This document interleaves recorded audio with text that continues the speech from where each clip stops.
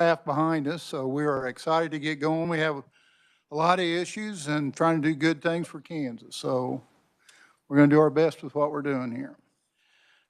First of all, I need to ask, is there anybody on WebEx? Okay. You want to announce who that is? Sherry Massey. I do have Sherry Massey with the State 911 board on WebEx. Okay, thank you. I thought we'd start it off with introduction of committee members. So we'll start with the Honorable Senator Peck here on my right. We'll kind of go to the left here.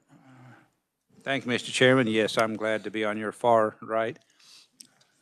And I might take issue with the best committee. I'm chair of the Ag Committee. And now the chair's not nearly as intelligent as the chair of the Utilities Committee, but the committee itself.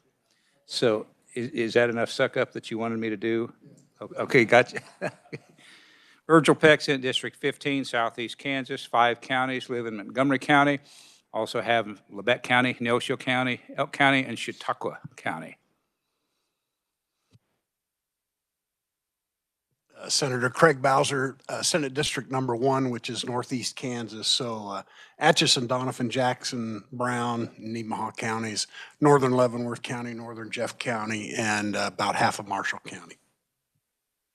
Good afternoon, Kelly Warren, and I'm honored to represent District 11, which is Southeast Johnson County. So it's a lot of Leawood, a lot of Overland Park, Stanley, Stillwell, and I might have to also disagree with which is the best committee, but this is an awfully good one too. So since I'm chair of Senate Judiciary, but thank you, Mr. Chair. Glad to be here and looking forward to our work together.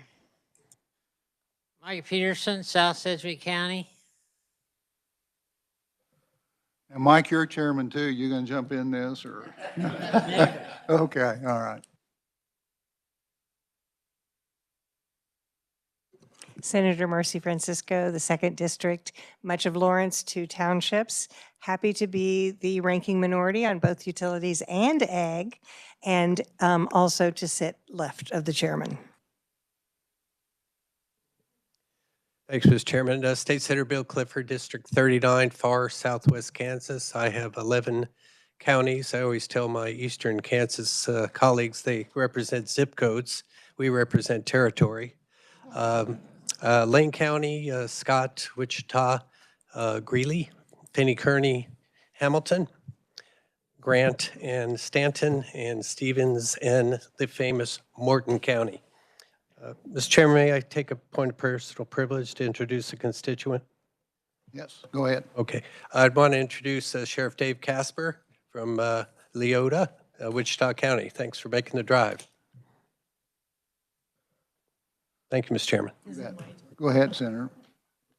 Well, good afternoon. Sorry, I'm a few minutes late. We all need 2 or 3 more minutes a day, don't we? So, Yes, we do. but Senator Elaine Bowers, I represent Senate District 36, which is 14 counties, sort of in the middle of Kansas, and I can go through all of them. I think I'd forget, but Phillipsburg to the west, Marysville to the east, drop down to Rooks and Russell County, and everything in between, except Saline County. I'm very happy to represent this giant rural area.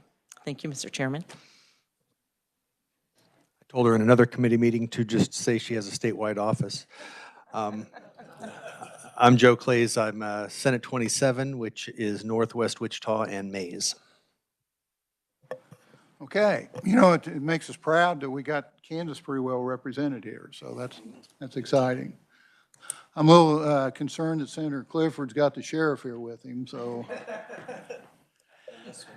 Oh. Okay, at this point, we'd like to introduce staff, so we'll go around the room in the back, and we'll start with my assistant that is my boss, so. Hi, I'm Susie Murphy. I'm the committee assistant and his office assistant. Welcome. Good afternoon, members of the committee. My name is Nick Myers. I'm with the Office of Reviser of Statutes, and I'll have a couple other revisers assisting me this year. One is going to be Stephanie Ellis. She's a new attorney with our office, and then also Jesse Pringle, who's been with the committee for a year or so now. Kate Smeltzer, KLRD. This is my second session. Fourth? Fourth. Second biennium. Hi.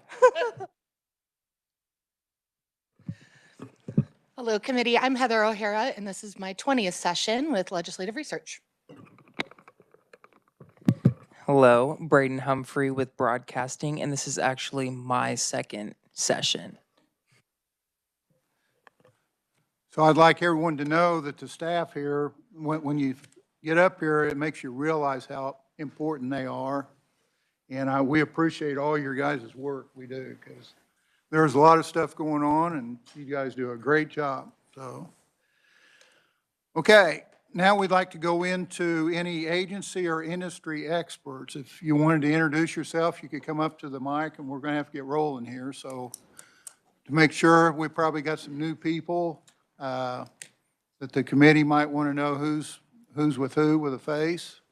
So you're welcome to come to the mic and state your name and what industry you're with if you want to. Mr. Federico, who are you with?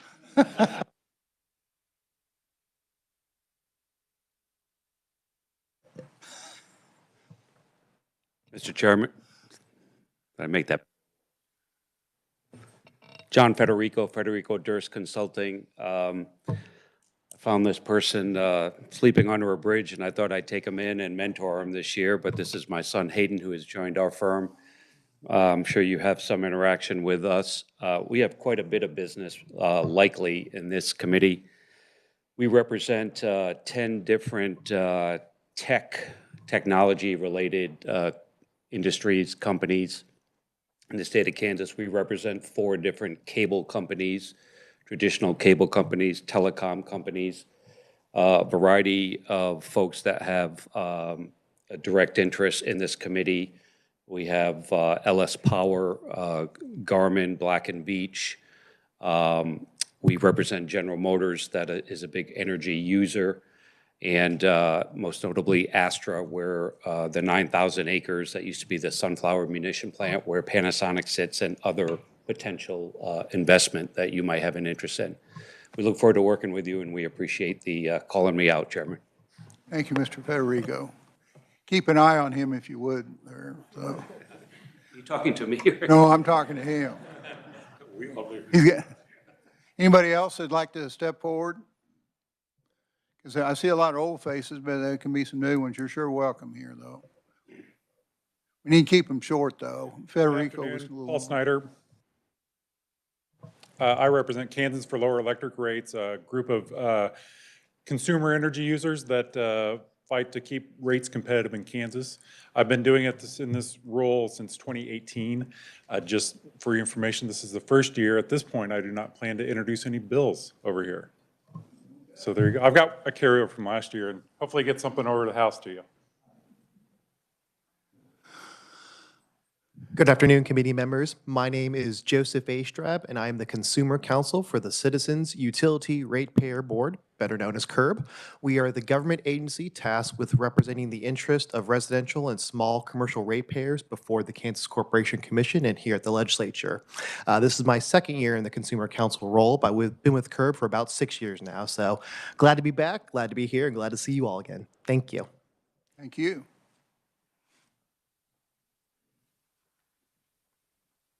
Thank you, Mr. Chairman, members of the committee. Whitney Dameron, I'm a contract lobbyist. I have 5 clients that bring me to this committee quite a bit. Kansas Gas Service with Patrick Bouldersberg over here, Liberty Utilities, Southern Star Central Gas Pipeline, Phillips 66, and Invenergy. In dog years, I've been doing this about 280 years, but in human years, I've been a lobbyist. This is my 40th session. Thank you very much. Thank you. Thank you, Mr. Chair, and good afternoon, committee. My name is Matt Godinez. I'm the Assistant Secretary of Commerce. I oversee the Quality Places Division, one of which is broadband. I also have Kansas Main Street, the Office of Rural Prosperity, Community Development Block Grants, and the Kansas Community Empowerment Program. Good morning. My name is Bill Abst. I'm the Director of the Broadband Office here in Kansas. Afternoon, committee. My name is Joseph Lay. I am the Deputy Director of the Office of Broadband Development. Looking forward to my 10th session this cycle. So. Thank you, gentlemen.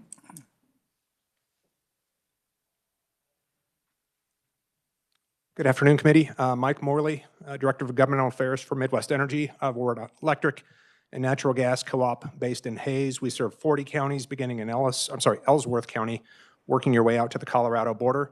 Don't make it to Topeka very much. This is my 8th session, but we do have representation here also through Allie Devine from Devine, Donnelly, and Murray. Thank you. Thank you, Mike. Hello, Carrie Rinker, American Heart Association. I know I've spoken with many of you, but I wanted to take this moment to introduce our intern for this year. We have Landon McCowan, am I saying it right? McEwen, oh, it's spelled really weird. But McEwen, Landon McEwen, and he's interning. He's a policy major with Baker University, and it's his senior year. So just wanted to welcome him. Okay, thank you, Carrie. Anybody else?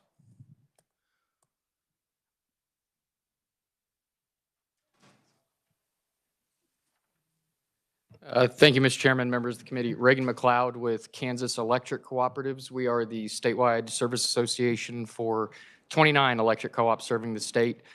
This is my 8th session in front of the legislature in some capacity, despite the common assumption that I'm only 16 years old. So appreciate your time. Thank you.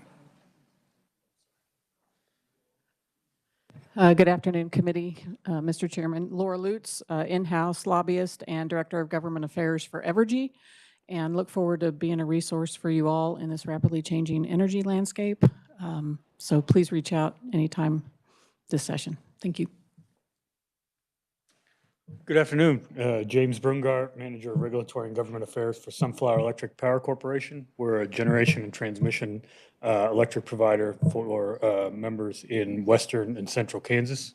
Honored to be here. Thank you. Good afternoon, committee. Greg Dumars with Kansas Municipal Utilities. We represent 213 municipal utilities across the state of Kansas that have electric, water, wastewater, natural gas, and some telecom utilities. Member size ranks in size from as low as 60 meters up to 60,000 meters. So we run the full gamut in terms of size. I also want to introduce the others who you're familiar with. Kimberly, you're going to come up and introduce yourself. You're going to introduce Josh, or Blake, I mean. Okay, I'll let Kimberly do the rest of the introductions, but thank you.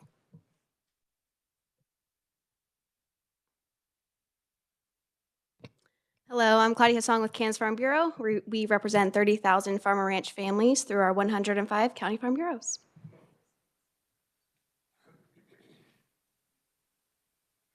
Hi, I'm Jackie Garagiola. I'm with the Kansas Livestock Association. We represent roughly 5,700 members within the livestock industry across the state. Good afternoon, Mr. Chairman, members of the committee. My name is Eric Sartorius. I'm with the Communications Coalition of Kansas. We are the rural broadband and telephone companies across the state, represent about 50% of the land mass and about 15% of the population, and I'm beginning my 26th session this week.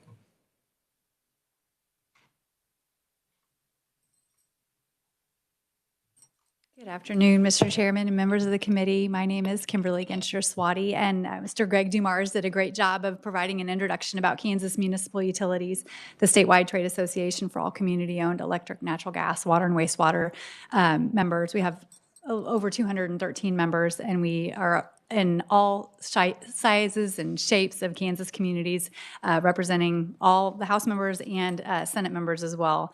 So we look forward to working with you this session. I also am proud to represent the Advanced Power Alliance, which is a conglomeration of large energy users and independent power producers that are in the business of building wind, solar, battery storage, thermal generation, nuclear generation, and some transmission as well.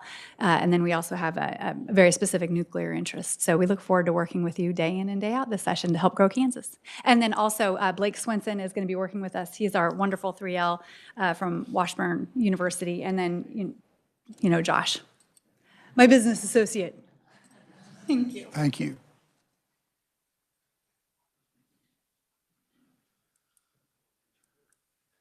Mr. Chairman, members of the committee, good afternoon. My name is Phil Wages. I'm the Director of External Affairs for Kansas Electric Power Cooperative, also known as KEPCO. KEPCO is a generation and transmission not-for-profit electric utility headquartered in Topeka. We have 17 member rural electric co-ops that encompass about 50% of the state. Thank you.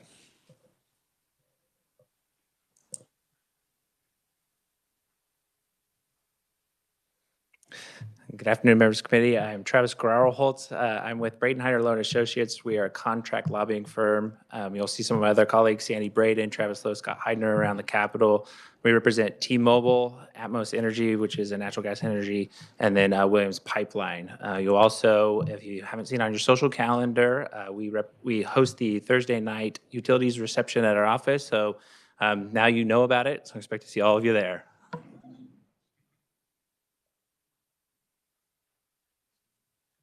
Good afternoon, Mr. Chair. Steve Cowan, Black Hills Energy, natural gas utility, serving about 120,000 customers across the state. Thank you. Thank you. Good afternoon. I'm Larry Ann Brown. I'm a contract lobbyist. I represent the Americans for Affordable Clean Energy, and we have an interest in electric vehicle charging stations. You'll also see Brad Smoot around, I think most of you all know, and Sarah Smoot, Brad's daughter, has also joined our firm, and she will be helping me around the Capitol a lot. So we have a new generation of lobbyists. Thank you. Thank you.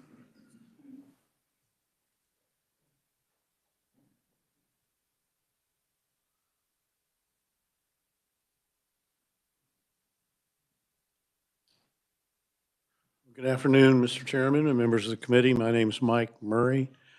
I represent NextEra Energy Resources and NextEra Energy Transmission. And this is my 31st year here. Thank you. Yes, sir. Is there anybody else? I know there's some out there.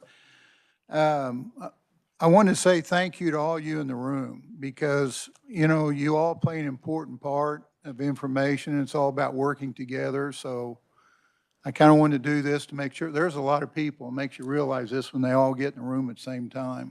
So what information you're trying to gather, these are an excellent source of that. So we're, like I say, we're here to work together, and we thank you for what you do on your part. So, okay. Are there any questions or objections? Is there any bills that need to be brought forward at this point?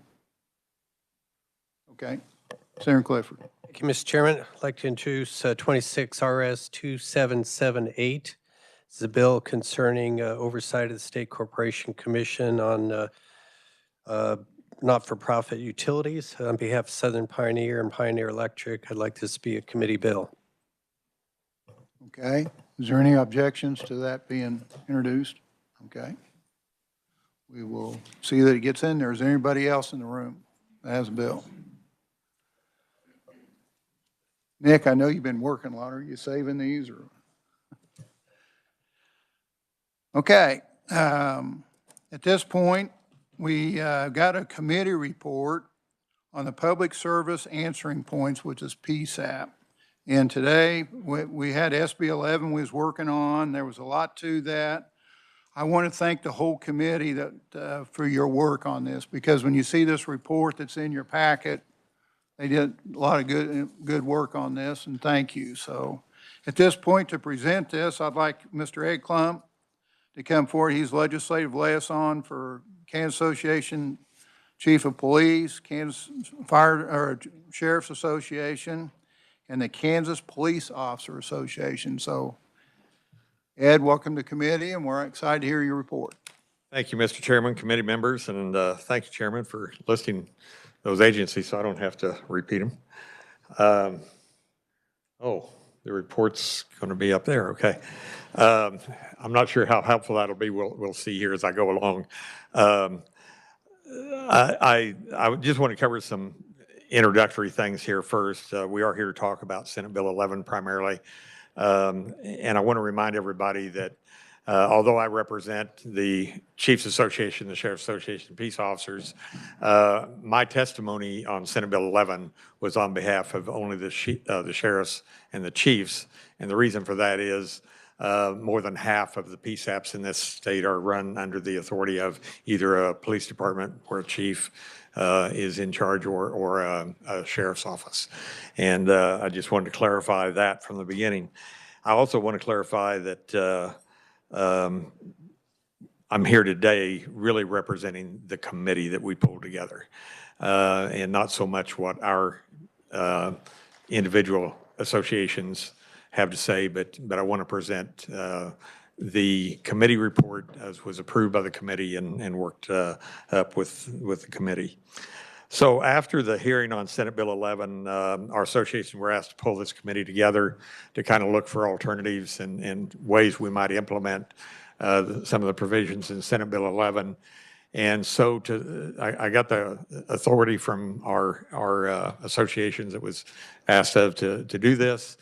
And so in pulling that together, we put together this report in the end.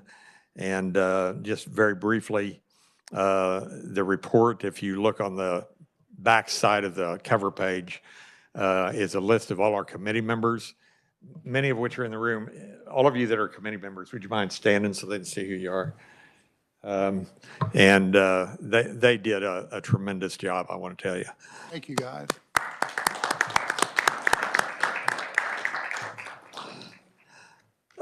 There is an executive summary in that report. If you turn to page 1 on that report after the index and stuff, it's a 4-page executive summary. The biggest question I got when we got the report done from our committee was, are they going to read anything besides the executive report? And I said, well, that's where they're going to start, but we'll try to keep their interest peaked where they'll want to see some of the data that supports some of the things we have in that report. So I hope you do have take a look through that report anyway, and certainly keep it handy. It has a lot of data in it that may be helpful to you as we proceed down the path of what we're going to do with this bill. Also on that second page is down at the bottom is a list of acronyms that's used in the report and what those mean. I just want to put that there for your reference. So when we start throwing those around, you'll have some way to figure out what we're talking about. The two that I want to specifically talk about in there is EMD, which is Emergency Medical Dispatching, and TCPR, which is Telecommunicator CPR. And I want to talk about those because those are primarily what we're here to talk about. And there's differences between those two. So TCPR is a way for a telecommunicator, a dispatcher, that answers a 911 call to provide medical direction to a person who is on the scene of an emergency they're calling about, and when CPR may be needed. And it is aimed at CPR and not other medical emergencies. EMD is a broader-based process, protocols to address medical emergencies beyond just CPR. And so they may get into controlling bleeding and all kinds of things, how to try to keep somebody alive from a chest wound from a gunshot, any number of things that they may have. It's very extensive. And the difference also in those two is that being more extensive, the EMD protocols are more expensive to buy than the TCPR protocols. They require more training than TCPR protocols. So there's differences between those two programs. And I'm going to go into some data that we uncovered and looked at and come into our conclusions to tell you some of the significant differences in the services that would be provided across the state with the two different ones. So the committee design, we put together a leadership team of 3 people. That was myself and Sherry Massey with the 911 board, and Carrie Rinker with the American Heart Association. They were the ones that brought the bill. It was only appropriate they be part of the leadership team of this.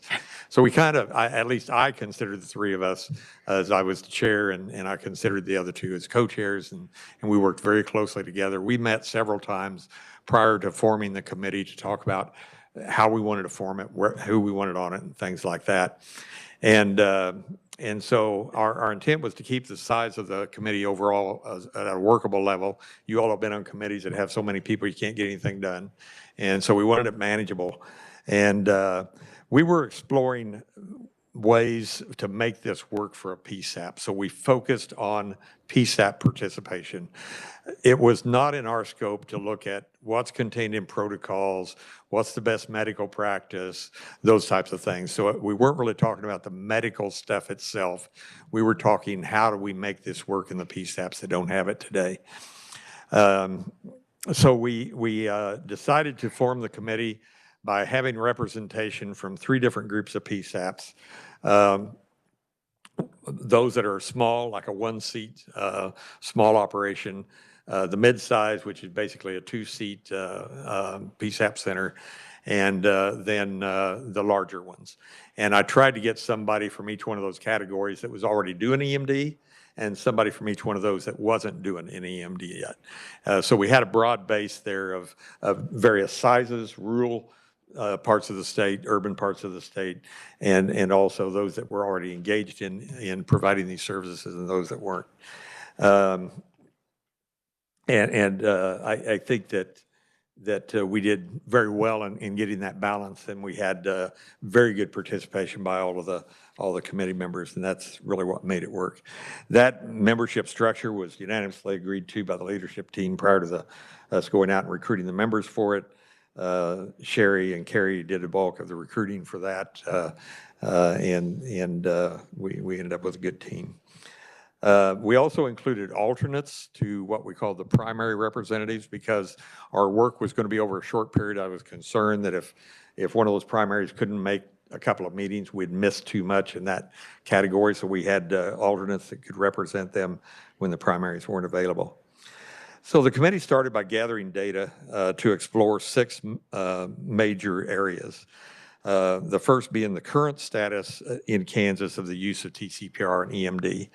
The second being the analysis of the need. And I'll tell you, we didn't spend a lot of time on this because from a medical perspective, there wasn't any debate really about that part of the need. It was more about the small agencies and those with small call volume and how we did that. Then the third area was implementation requirements. Fourth one was implementation challenges. And then we talked about sustainability challenges. And then we looked at what other states have done in statute and in practice and policies. So in your report, we go to where, and I'm not going to try to follow through in that report because I'll probably just confuse you, probably confuse me. So we looked at what the current TCPR or current status for TCPR and EMD were in the state. And quite frankly, I was a little bit surprised. There are 119 PSAPs across the state, and none of them currently do TCPR alone. But 68 of them, 57% of them, already do EMD. They're already doing emergency medical dispatching, and that includes, of course, the directions for CPR. 52 of those do that in-house. All of their telecommunicators, or at least some of them, are trained to provide that service. 16 of them provide that service by transferring those types of calls to another PSAP or another call receiver that takes over that EMD function and provides that. So for example, in Johnson County, all of the local smaller PSAPs in Johnson County that take that initial 911 call, if it's an EMD related call, they transfer that to the Johnson County PSAP and they provide the EMD service. Johnson County also provides the EMD service for Miami County. And so they're using that technology to transfer those calls so that they get it into a place that can provide those services. So there's 16 of those that transfer calls, 52 that do it in-house. I want to talk about that transfer a little bit. Kansas has considered one of the most robust 911 systems in the country from a technology perspective. We have the ability now that we can transfer a call to any other PSAP in the state. And that opens doors that we can do on things like relating to TCPR and EMD that some are already using, so we know it works. And that is to transfer those types of calls to another PSAP that can provide the service.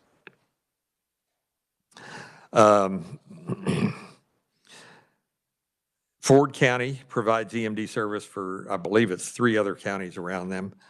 And then some of the PSAPs transfer medical calls to other places. For example, here in Shawnee County, they're transferred to AMR ambulance service, and AMR provides the EMD service on that. So even though they don't have it in-house, they have the service available to those callers that need those EMD instructions.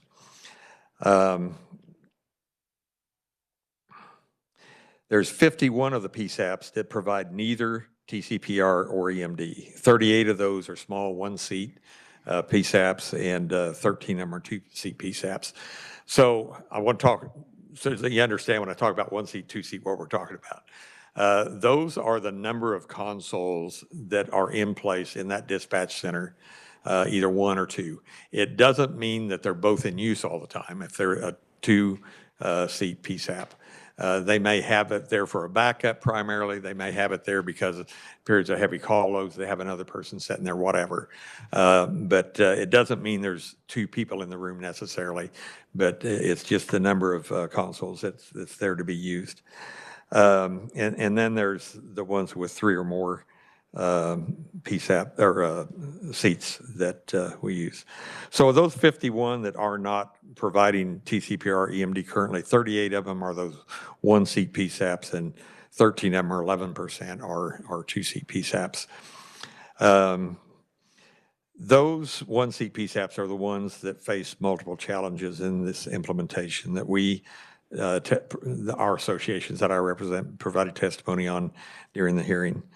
And many times that one person is doing multiple tasks. They're doing secretarial duties. We have a monitoring of the jail. They may be answering people walk in to make reports and things like that. A wide variety of things that they're doing.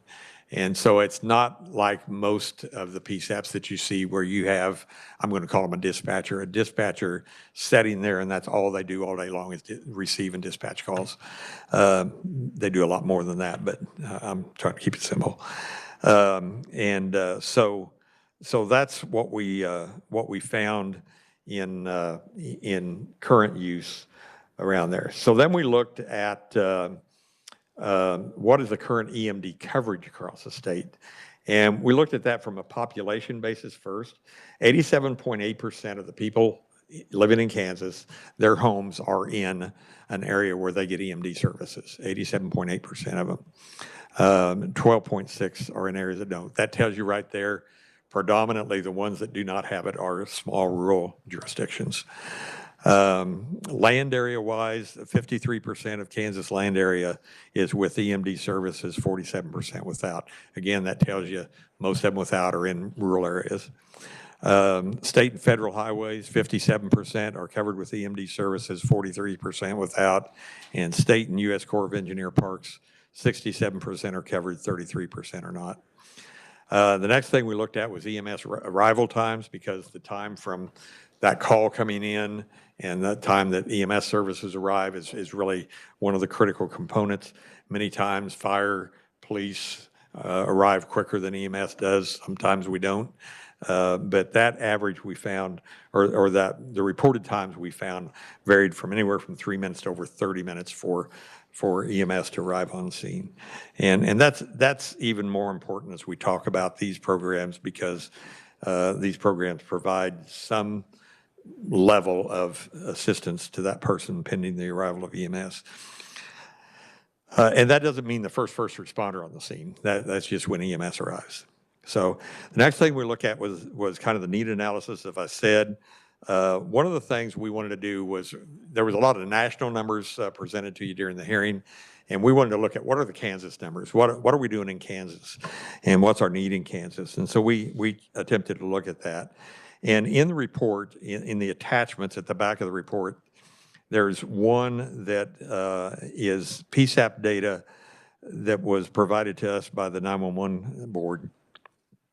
And it breaks it down for each PSAP, how many calls they get, how many of those are potentially EMD calls, how many are potentially CPR calls or cardiac calls. And so that report is there for you. And just to summarize it very briefly, 30 of those PSAPs had a daily average of less than one potential EMD call per day. And I say potential because when you use EMD, it's my understanding, that call comes in, there's an initial screening where you determine whether there is a need to give people directions on taking care of somebody that's injured. Sometimes there's no need to do that. It's not to that level or it's beyond that level.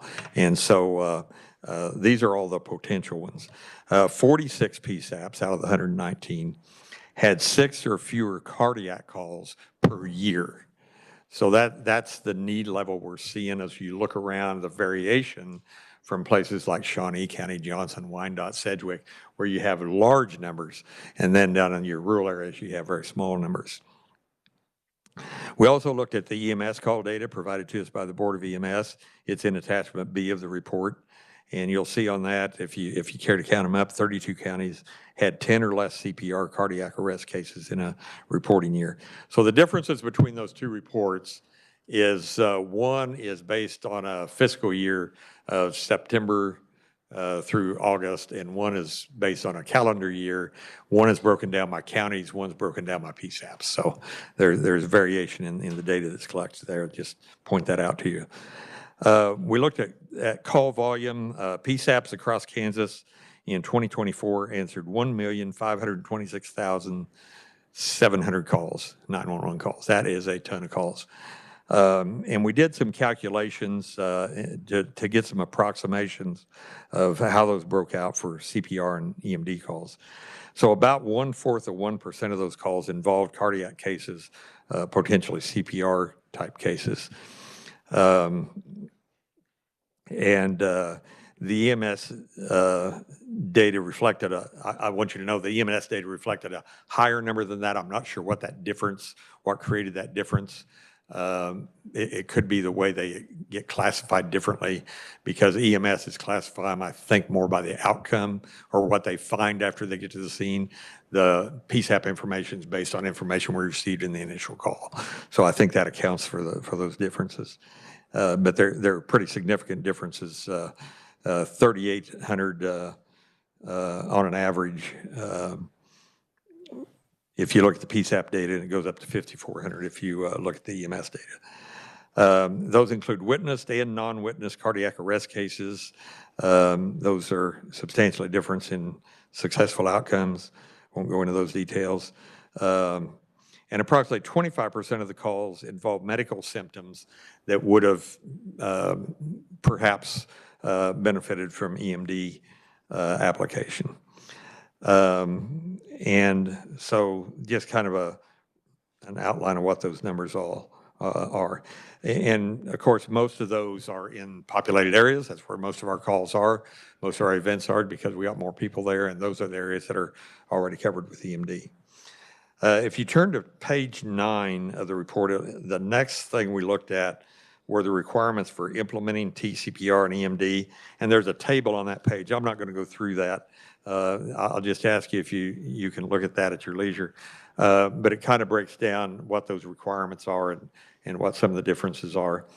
I think it's pretty well laid out in that table.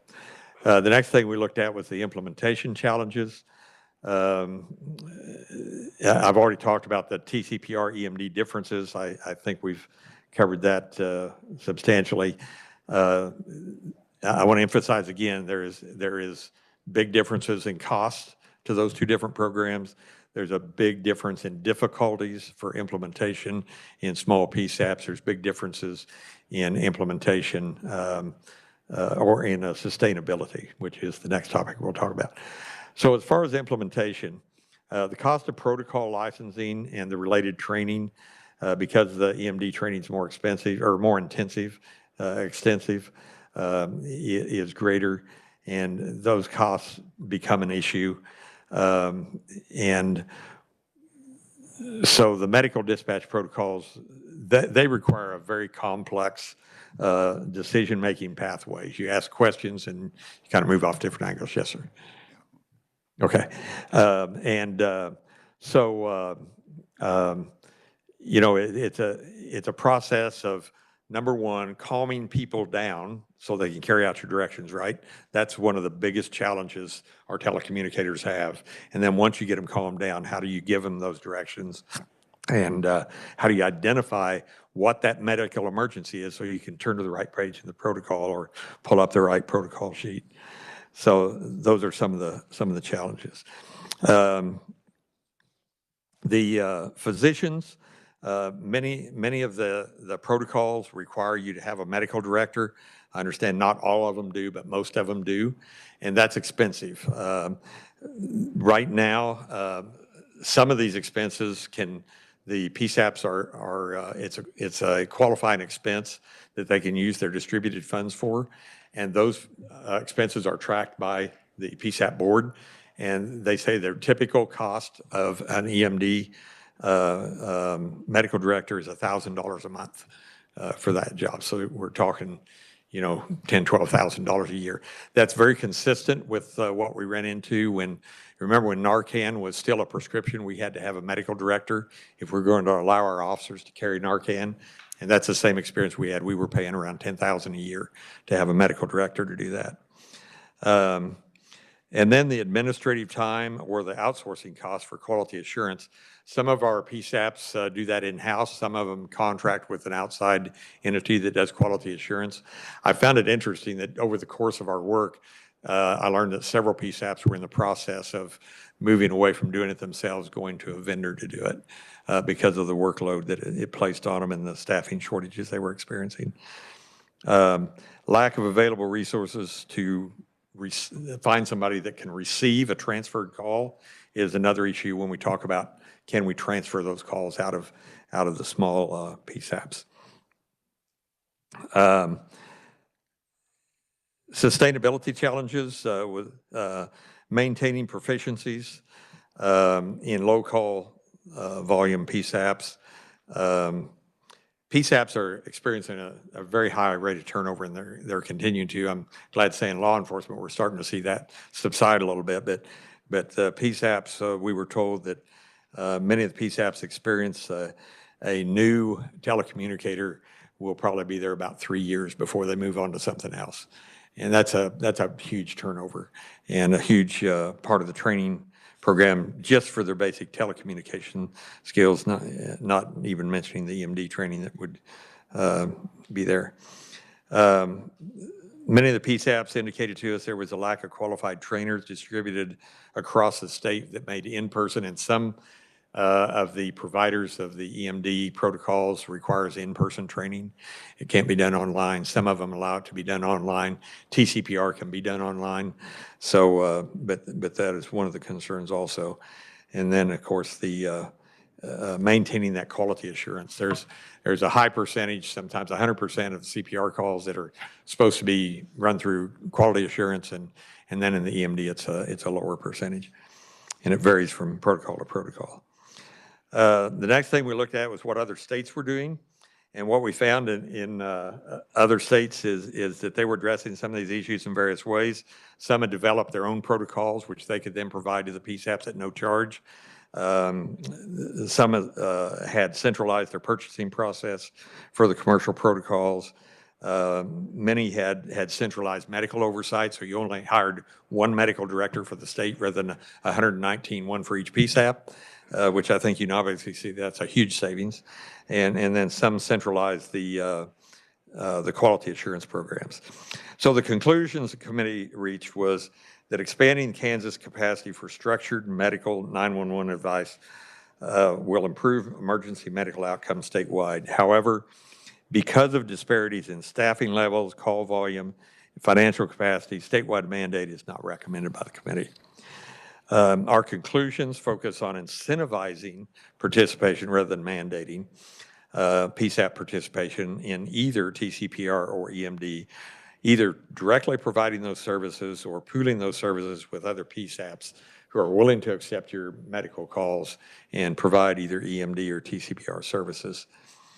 As I mentioned earlier, we need to leverage the technology we have. It's some of the best in the country. And we need to leverage that technology to reduce our costs and provide, a better service to our constituents. So the goal is to reduce barriers, promote consistency, improve medical response quality, minimize overall cost to the citizens of Kansas, and through the economy of scale, and by centralizing services and centralizing procurement contracts and other methods. We are making some specific recommendations, and that is that we move forward in phases.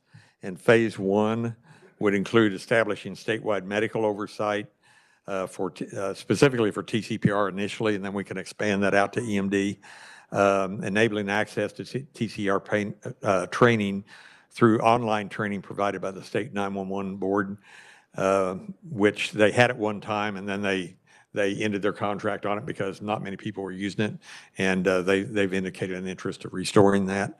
And so that's one way we can enhance the participation. Implementing a flexible, centralized quality assurance framework for both TCPR and keeping in mind as we establish that we'll want to expand that to the EMD services eventually. And then looking at how we can create incentives for PSAPs that do this currently to accept calls from counties around them that are not doing it. And then phase 2, once we have that in place and we have the bugs worked out and it's working, then we'd like to expand that to having that medical director overseeing the broader EMD programs and then contracting support for that and expanding the quality assurance to that. And then I think it's going to be important at some point we create coordination of medical oversight, training, and QA. I mean, those all have to fit together somehow, and we need to coordinate those. So it was the committee's belief that the implementation outlined above would prompt the PSAPs not currently engaging in TCPR or EMD to at least consider voluntarily participation by either engaging in TCPR or EMD either locally or through transfer calls. There are financial considerations involved in this, as you can imagine. And on page 18 and 19 of the report, you'll see kind of a rough outline of what some of those costs would be if we did a statewide consolidation of these services like we're recommending. We don't know what those actual costs will be until we actually go out and seek those services. But this was, Sherry Massey put this together with her contacts through the 911 board, and I think they're probably as accurate as you can get at this point of the stage. I think they're fairly accurate, but no guarantees.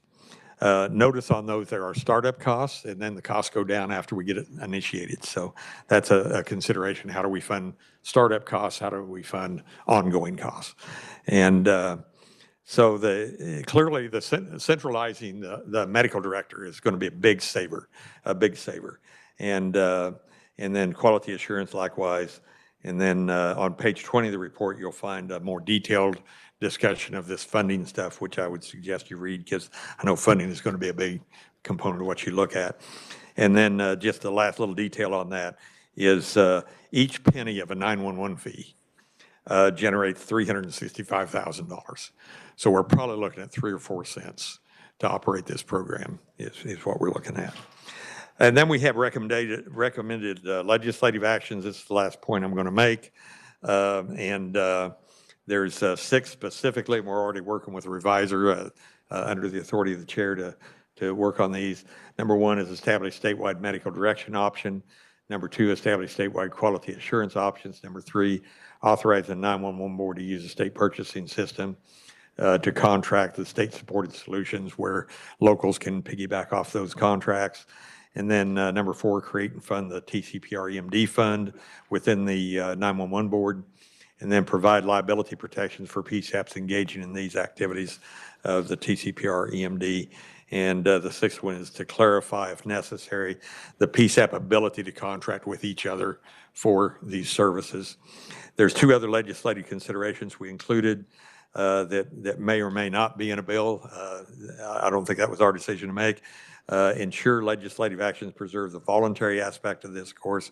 And then the final one is that some states have actually implemented by statute a provision that a PSAP cannot provide medical advice over the phone unless they're properly trained and certified under either TCPR or EMD protocols. I don't know if you want to do that or not, but I saw that in enough states that I wanted to at least put it on your desk. And you can decide whether that needs to be there or not.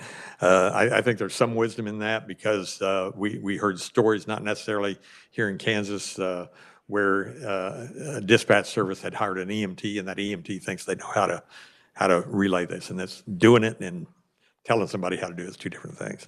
So, Mr. Chairman, that's my summary of the report, and I'll be glad to answer questions. Okay, and we are getting very close on time. I think what we'll do with this, Ed and Carrie and Sherry would be available for any questions. That's what I would say. I'd like to thank you for your work, Ed, on this deal, and Carrie for your work on this deal, and Sherry's on WebEx. Thank you for that, and all the committee for what we've done with this. So you can see all the work that's went into this. So thank you for that.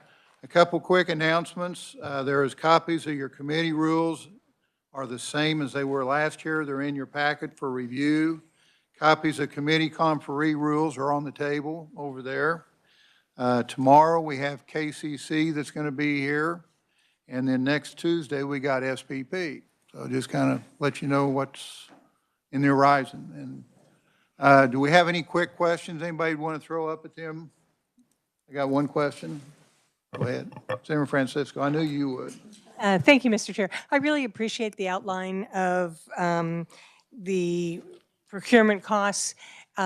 Did the committee also look at any outline of individual PSAP savings that might counteract some of that? So if we did do this, I understand it would be a cost statewide, but would we see some savings on individual? Right, and clearly we would. I mean, if we build 119 systems in a silo for each PSAP, then you've got individual costs. They can't buy on an economy of scale when they go out for contract. It's one center instead of 119. And so the vision is that the 911 board would go out for these contracts, much like we did with the school mapping program. I don't know if you're familiar with that, but they went out and there was about 4 or 5 companies that did that. And we have 4 or 5 people that offer these services. And we get contracts with all of them, and then the PSAP can pick the one that they want to use. An important part of this in our recommendations, though, is we want to leave the PSAP with the option of using a state one, or if they want to use one of their own, they can. We don't want to tie their hands to any of these, but that's the vision we saw. And the same would be true with quality assurance. Yeah. Thank you, Mr. Chair. I appreciate that. I also noted that Nebraska was mentioned as adopting this, so I'd be interested in either you or Carrie or Sherry, not right now, but at some point, helping me understand how that was implemented. And if you look in the section of the report on what the other states are doing, we went into detail with Nebraska, I believe Arkansas, and what was the other one? Nebraska, Arkansas, and there's another. Ohio. So there's several that we did in there in detail. There's also attached the very last, there's a letter.